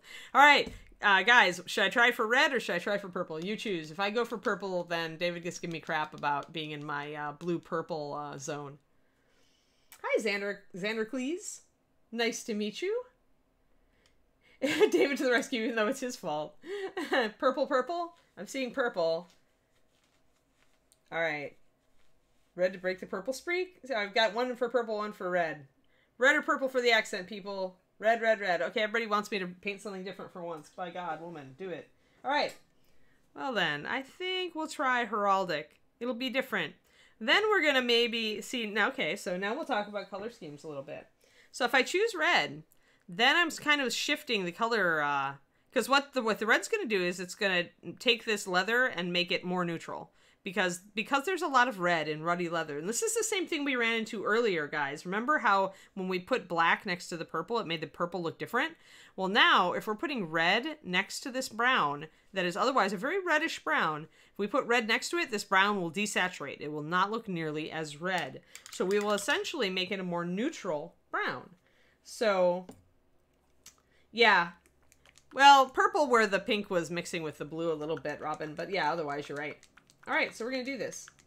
Oh, thanks, Killbot. I'm glad. I am glad you are enjoying our channel. Yeah, we're running long today. I had an interruption because my puppy had to go out because she did not finish her business this morning. And then I had another interruption where we had to adjust our Discords. But now everything on mine is muted, which actually makes me happy. So thanks, everybody. So, okay, we'll start with Heraldic Red. Heraldic Red is somewhat bright, but it does have a little bit of green and black in it. So it's what we would call a little bit muted. It's a saturated red, but it's not like super screaming bright, right? And we don't want something super screaming bright on here. And the reason is that we've already got like a grayed out blue and a browned out color here. So we don't have any bright colors on her yet. And at this point, since so much of her is going to be desaturated, what we call desaturated would be muted or not bright, to go bright against that, it looks terrible. So if we're going to go for a red, we don't want to choose something like... Wait, where's my clear red? Somewhere around here. We don't want to choose like the brightest red in existence. I don't have it like right to hand.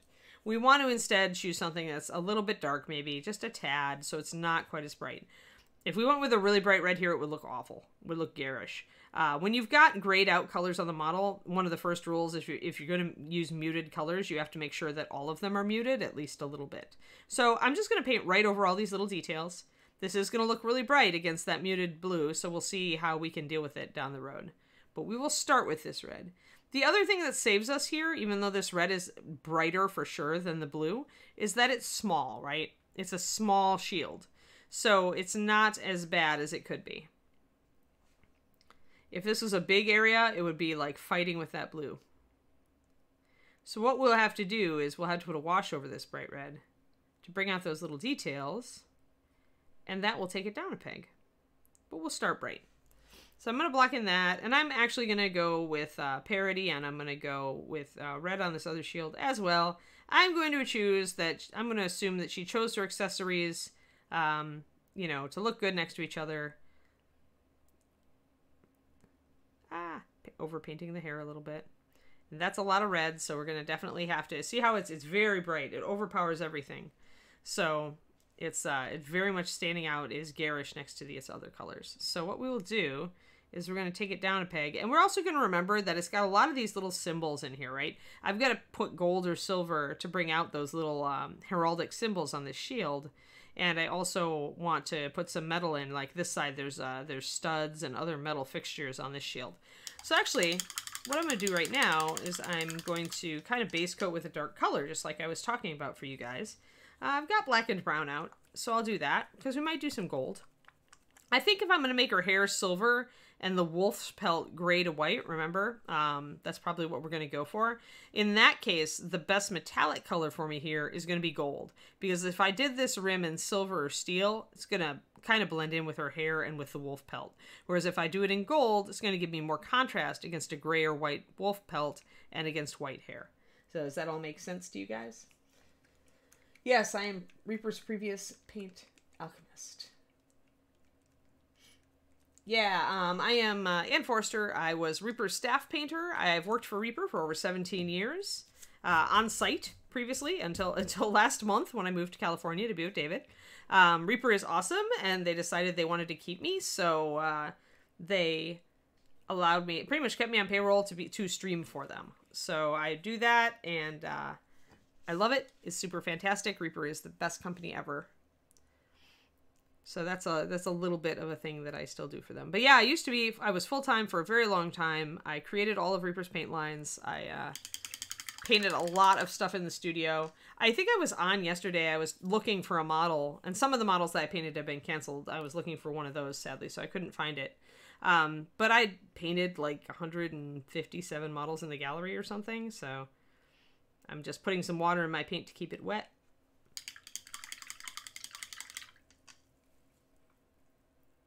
Well, for 17 years, you know, they didn't fire me for 17 years, Maleb, so it must have been, right? Skipping, right now, Reaper has, like, a lot of paint, right now. So any new colors are being formulated by Sadie, who was my second in the paint department for many years. And I taught her to mix. I started teaching her to mix, well over a year ago. So she's had a lot of time with me to learn to mix and we create colors and to do all that sort of thing. So Sadie has essentially taken up the torch there. If Reaper really wants me to come in, like the only thing I can think of where they might want me to come in is if they do a whole new paint line. Just because line design is, I think, one of my strengths. But if they, you know, that's up to them. And I don't know that we need another paint line right now. Although I know that Ed has talked about a historical paint line.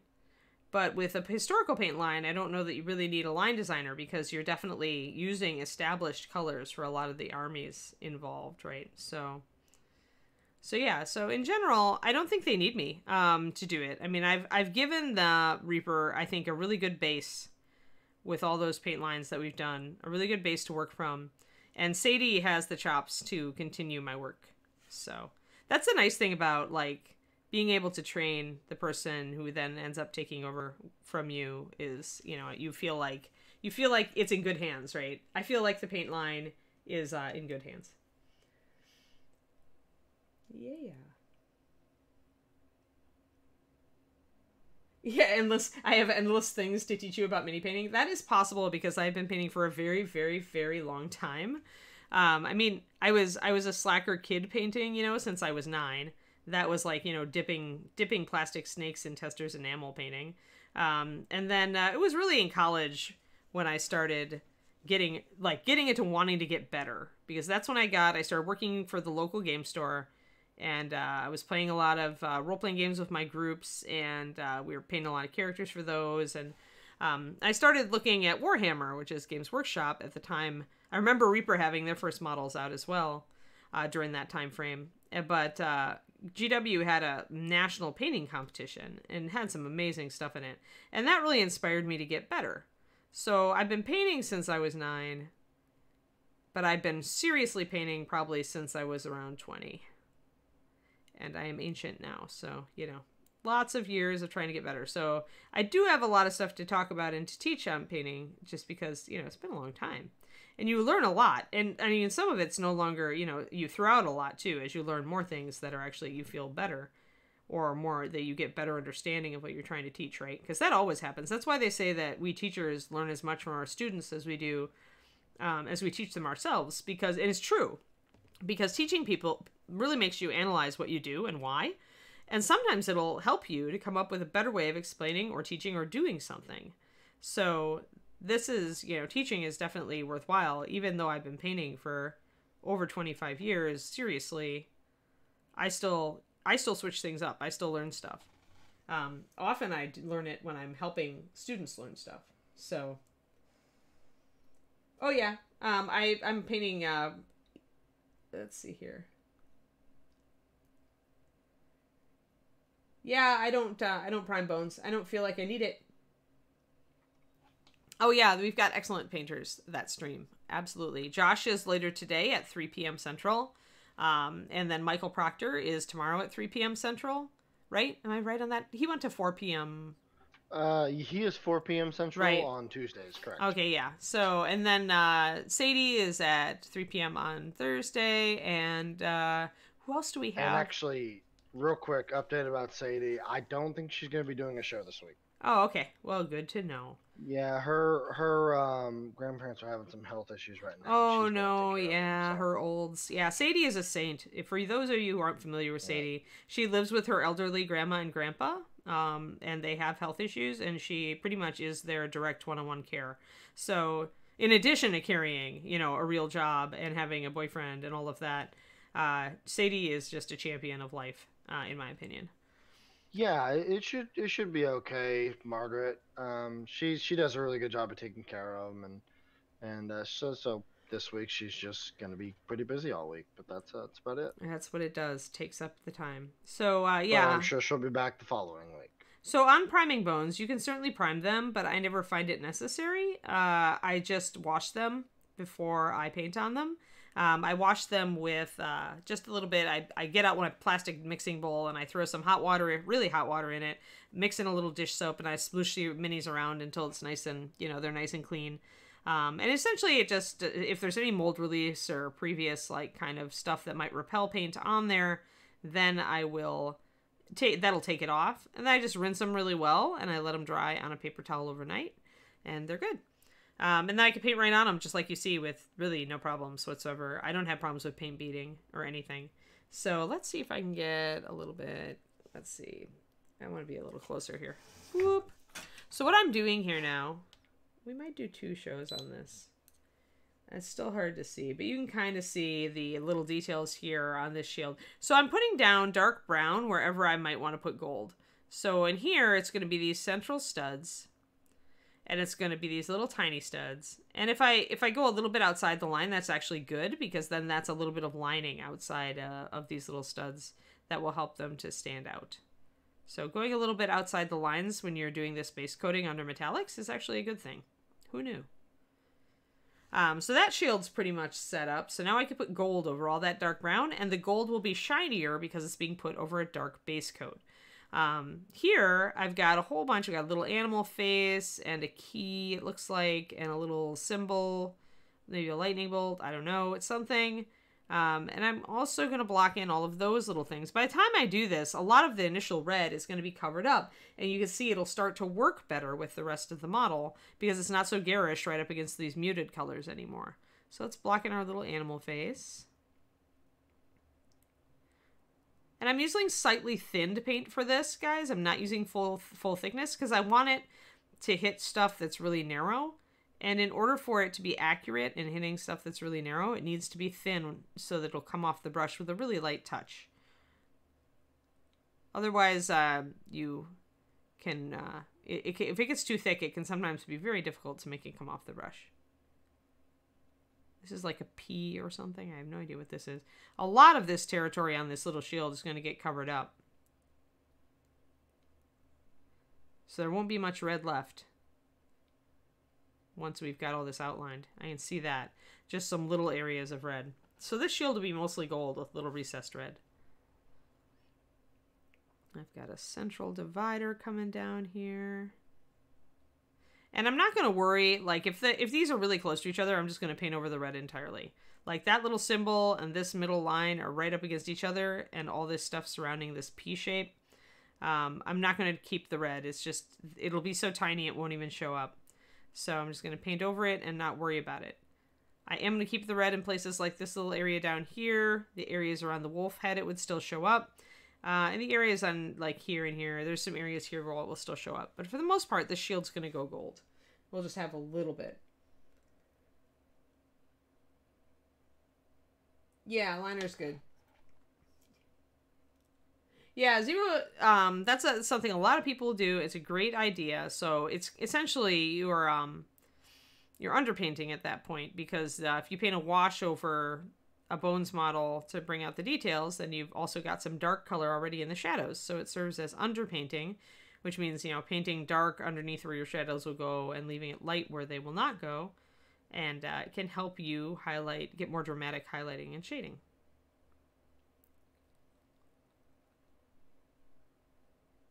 So we're just going to kind of look at this thing. I'm trying to figure out what this shape is. I still don't know. I think it's probably just a random alchemical shape. It could be her her giant clan's emblem. I have no idea.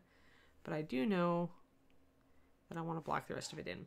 So yeah, so any problems we may have run into from this red being brighter, noticeably, than the rest of the model are being minimized by the fact that now that I've blocked in where all the gold is going to go, there isn't a lot of red left. It's just little bits here and there.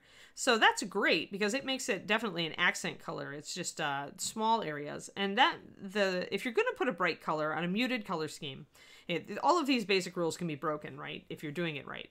So the way to break this one is if you're using a really bright red on a muted color scheme and you don't want it to be garish or to stand out or fight with things, is make it small.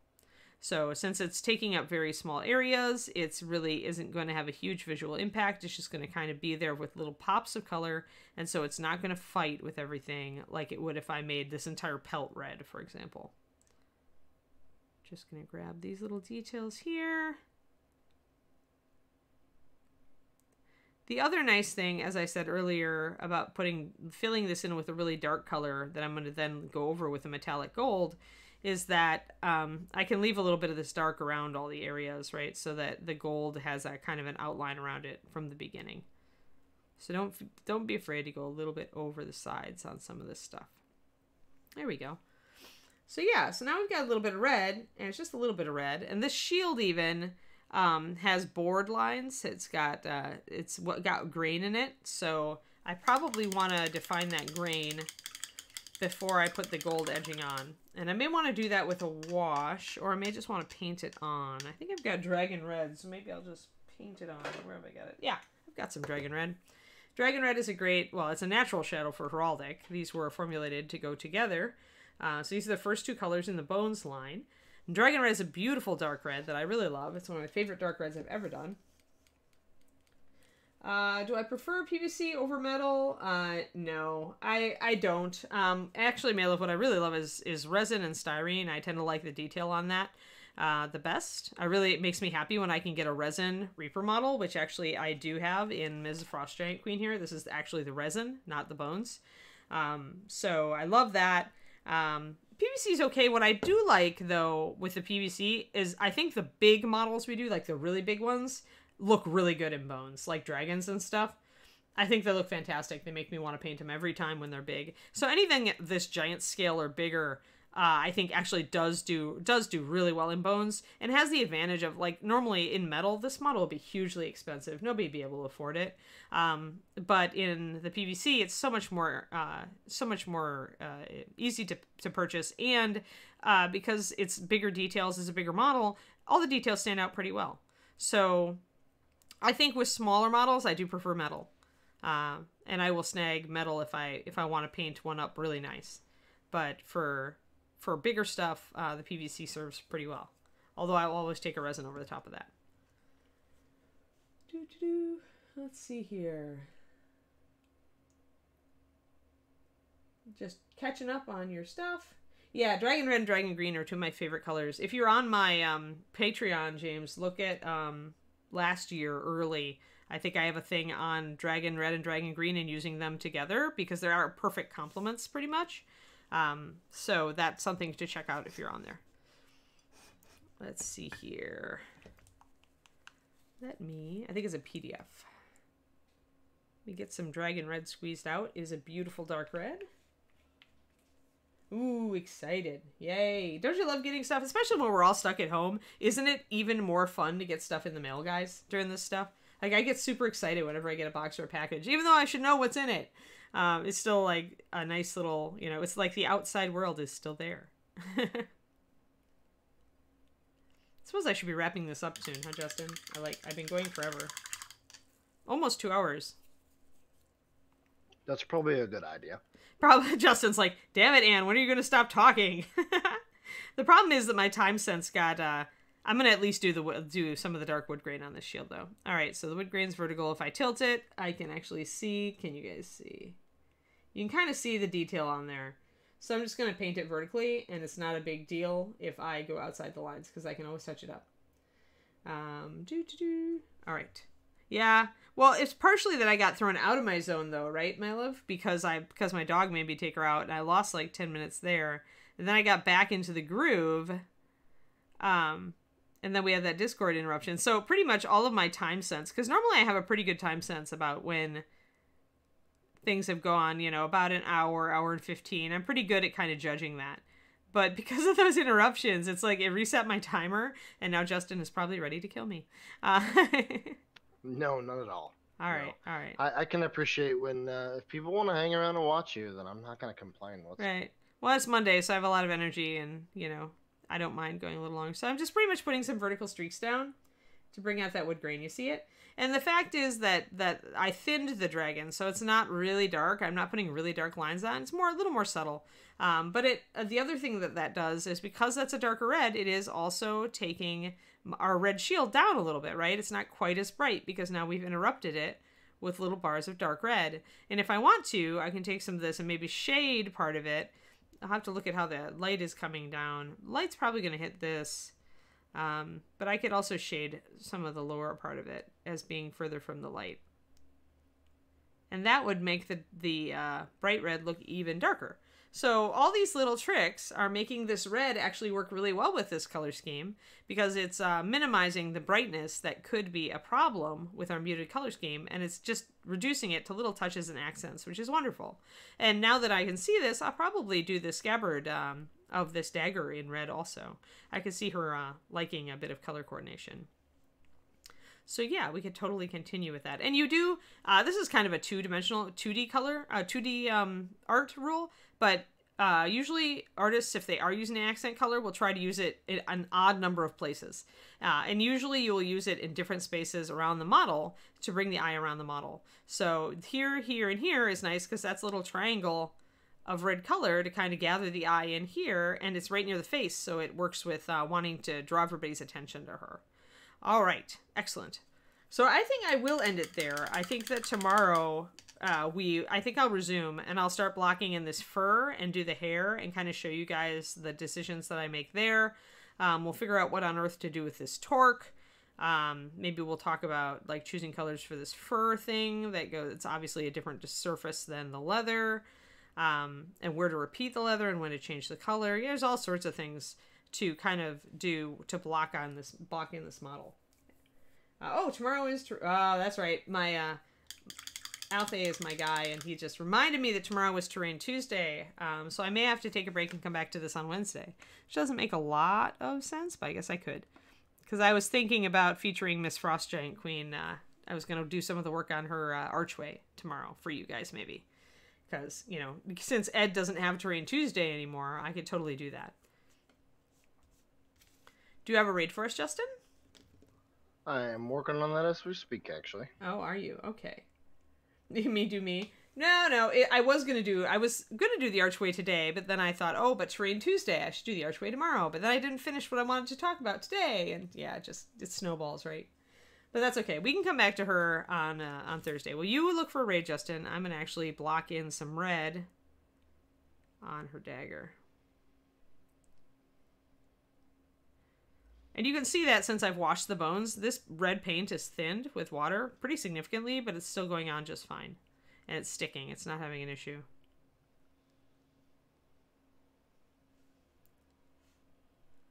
Let's see. Yeah, I'm going to say this is all just scabbard. It's probably not, though. It's probably the top. Yeah, I don't know. That may be silver. I may change it. Yeah, it probably is. That's probably part of the knife. I can't tell. And this could be the top of the scabbard. So weird design. Izzy did a weird design. I might do the wrap in black, actually. Because, again, I don't want to use too much bright color. You just let me know when you've got a raid for us, Justin. And I will So switch. I found this guy. It looks like, I think it's an oil painting. I can't really tell. I don't know the difference. I'm not super educated. However, the painting is incredibly realistic. It's super cool. Okay. He's AFK right now, but I still want to raid this guy. So. Are we going to wait until he comes back? We can, yeah, that's fine. All right. We'll give him a couple of minutes to see if he resumes. Because I think you'll like this, Anne. I really do. Well, I usually like it when you raid 2D artists, because it gives us something different to look at And sometimes it gets them introduced to miniatures. So I'm just going to lay down And I've had some dark people color. tell me it helps them with inspiration. Yeah, totally. I mean, they work with the same color principles. 2D artists work with the same color principles that we do, except that often, so many of us start mini painting without a background in 2D art that we're not familiar with a lot of the art principles that a 2D painter would be. So it's nice to learn from. All right, yeah, that's not quite pure black because I added some brown to it, so I'll take that down a little more. As long as it's not dinosaur teapots. Thanks. You're welcome, Miss Imp. Yeah, thanks. Oh no, this is definitely not dinosaur teapots. No. Did I tell you about that, Ann? That on No. that City Choose someone we raid, and we raided someone who was sculpting, or not sculpting, they were doing pottery dinosaur teapots, I believe. Oh And it seemed my. pretty innocent until she started to get real raunchy. Oh no, that's no good. Yeah. That's no good. So no more dinosaur teapots. I did not Twisted Oma. We actually got distracted, and I think the next thing we're gonna watch is Salt, Fat, Acid, Heat, because we love the book and we love cooking shows. But I did tell David about Landscape Painter. Our big worry is being able to find it at a decent quality on a free channel, so or a channel that we're already subscribed to. So, or I shouldn't say channel, you know what I mean, interface. So like we've got Netflix, so if we can find it on Netflix, then awesome. But if we can't find it on Netflix, then we're less likely to look at it. But I did mention it, and I did make a note of it. So I would like to go check it out on YouTube. And then I'll be able to tell if David would maybe like it. Ta-da! There, black. That's better. Ooh, I found someone who was doing some fan art for World of Warcraft. Oh, let's do that. Also, TD, you wanna raid them? Yeah, let's raid them. Here, let's go back to Cam, and I will say a goodbye to everybody. And yeah, I'm sure Salt, Fat, Acid, Heat will totally make me hungry about more, but that's okay. Yes, exactly. So, all right, everybody, we're gonna raid a 2D artist. So please stick around and raid them because 2D people sometimes know about miniature painting and sometimes don't. So, so definitely you should go and talk to them. And if they're a fantasy artist, maybe they paint miniatures too. So yeah, it's been great. Spread the Reaper love. Keep being awesome. And it's been a huge long stream. Yes, big long stream. Yes. Don't forget to catch Josh's stream today at 3 o'clock. It's actually here about an hour and a half. Alrighty. So Justin has just enough time to get lunch. Stop by for Miniature Monday. Yes, I do. I'm actually gonna go make lunch right now. All right. So, talk to you guys later. Bye. See you guys.